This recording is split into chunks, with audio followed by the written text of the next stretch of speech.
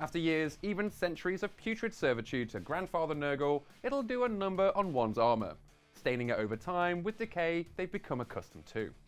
Today, I'll walk through the Gardens of Nurgle to show you some easy tricks to get your armoured Nurgle warriors looking as grim and nasty as possible. Without further ado, let's get stuck into it.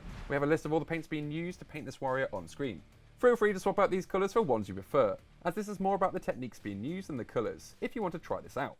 Plus, all of the additional tools we've used.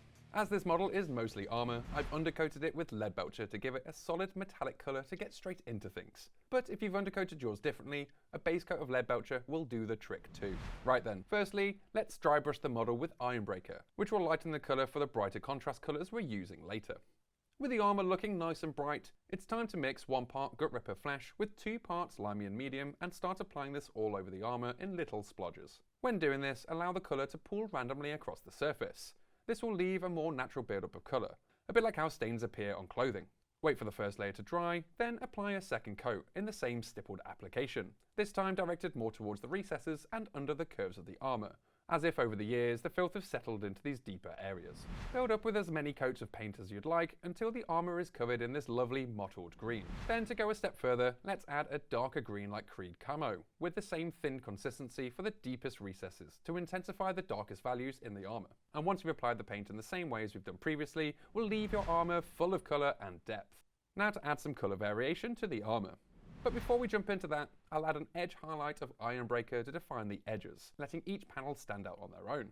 Lovely stuff. With that sorted, we'll want to thin Nazdreg Yellow with 2 drops of Limian Medium, removing any excess onto the palette, and then start applying this mix all over the armour, tinting both the highlights we've just placed, while adding a hint of contrasting yellow putridness to the greens. With that done, we're now ready to start adding some different types of weathering brought on by time. Let's take Rust for instance.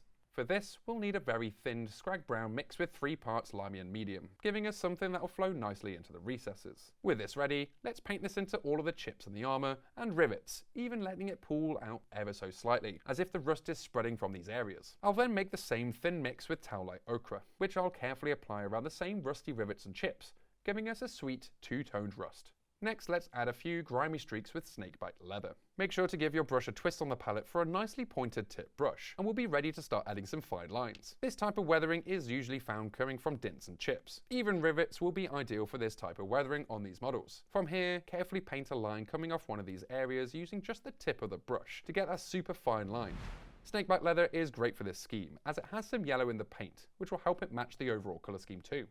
Now to some muddy stuff. For this, I'm thinning down 1 part Dryad Bark with 3 parts Limian Medium, which I'll use as the final piece of weathering, giving us a muddy residue between the armour joints around his feet. I'll carefully place this in the gaps, just like so. We don't need loads in this area. Less is certainly more. Just a bit around the feet will do nicely. With this first step complete, it already looks great. With the addition of 1 other lighter brown, this will start to look like layered mud over time. So for this, I'm using Gawthor Brown with the same thin consistency, letting this run just in between the previous colour. Once dry, it'll look as if new mud is on top of the old, leaving the armour looking weathered over years of corruption and war. Lovely jubbly.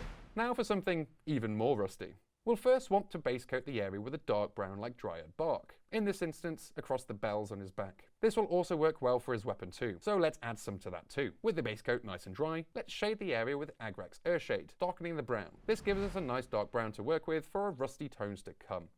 Firstly, thin 1 part Scrag Brown with 2 parts Limian Medium, and with this, I'll dab the brush over the surface, letting it seep into the chips and dents. This will give the area a patchy effect, similar to how rust forms over the flatter surfaces, while drawing more pigment into the recesses for a more pungent colour. If you fancy a stronger colour, repeat this step for an even brighter rust. For our next tone, mix 1 part Towlite Ochre with 3 parts Limian Medium, and paint a small amount of this across the previously painted area, letting it soak into the recesses, and when this dries, you'll have an easy rust effect. To finish off the effect, I'll dry brush the area with Ironbreaker, lightly flicking the brush over the model just to catch the edges. This gives us the freshly warm metal just on top of the rusty metals, completing this easily achievable rusty technique. I've also painted a full suit of armour using the exact same steps used on our green armoured friend, to show that this doesn't just have to be used on other metallics, but can be used all over if you desire.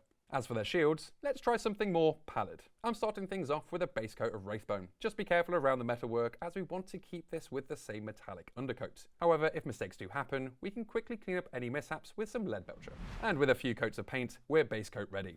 Now to the weathering. Let's mix 1 part Dryad Bark with 3 parts Limian Medium, and with this, we can start to apply it towards the base of the shield. Starting from around the middle by dabbing the paint on, letting it pool a little on the surface to give you some muddy variation. Repeat this at least 2 more times, each time getting closer towards the bottom, leaving more dirt at the base. Applying transparent paint in a controlled but random way will leave a more natural feel. Talking of natural splatters, why not flick the paint off the brush for some freshly added mud splats? Or even add a few scratches with some well-placed fine lines. Building up the layers like this has given the shield a real well-worn aged look. Now to add some depth.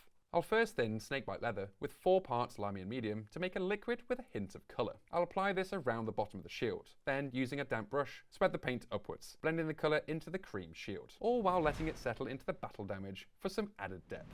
Then, with Agrax Earthshade, shade all over the metalwork, being careful while going around to make sure this stays in the lines going around the shield. While this dries, let's make a 1-to-1 mix with Limian Medium and Agrax Earthshade for the next step. Now that the area is nice and dry, we can paint this over the shield, letting it pool slightly into the base, adding extra brown tones for variety and depth. Then to wrap this up with a dry brush of Ironbreaker all over the metal, and jobs are good 'un. I've then painted the remaining unpainted areas with Dryad Bark to block these out and allow the painted sections to stand out for you to see. Weathering has always been one of my favourite things to paint. It's storytelling on a model, telling the tale of where the model is or has been, and working this into how you layer each paint gives the piece of armour a natural look and feel, even if parts are a very unnatural green. Give it a try yourself and see what weathering delights you can achieve on your very own miniatures. And that's it from me. For more painting videos, head on over to our YouTube channel. Or if you need more hands-on help, you can pop into one of our Warhammer stores where our friendly staff will be more than happy to help. Thanks for watching, ciao for now,